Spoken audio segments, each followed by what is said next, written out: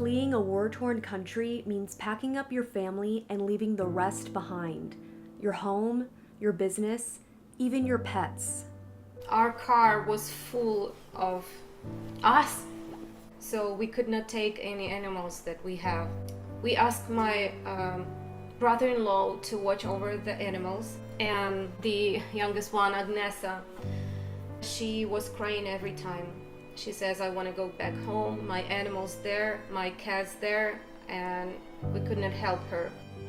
When the Bezhenar family decided to leave Ukraine and come to the US, they promised Agnessa they would adopt a cat once they got there. Through a website that matches refugees with sponsors, Maria met Jeffrey Peters, who has dedicated his life to working for charities. Helping a family from Ukraine move to the US was his new mission. Can you imagine your life being turned upside down and you have to leave a country you've never left before, ride on an airplane you've never done before, arrive in a new country, learn a language? I mean, it's like starting from scratch, only it's on steroids. It's like everything moving 100 miles an hour. When they arrived in Cloverdale, California, they realized Jeff wasn't the only one there ready to give them a warm welcome. The house was an empty house. And so we contacted all of our friends in the community here in Cloverdale, California. And literally they furnished the entire house from top to bottom, beds for every person in the family, kitchenware, utensils, plates. My grandchildren actually went to the airport and greeted them as well.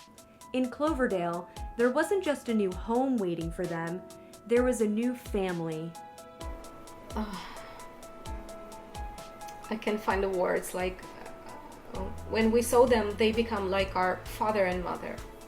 Like I call him like adopted father. Since coming to the US, the family has made many changes. They've gotten their California driver's licenses. The girls have enrolled in school, the two eldest in junior college, and Alexander is working to restart his career selling and installing wallpaper. They even adopted a new cat.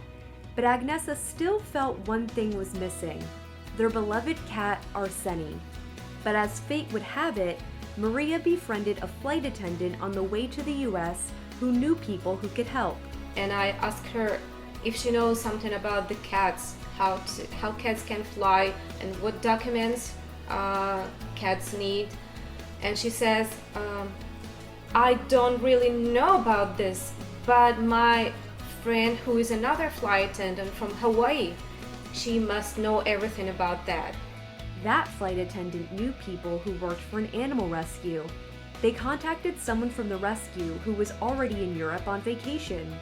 She volunteered to tack on some extra travel to pick up Arsenii and bring him all the way to California.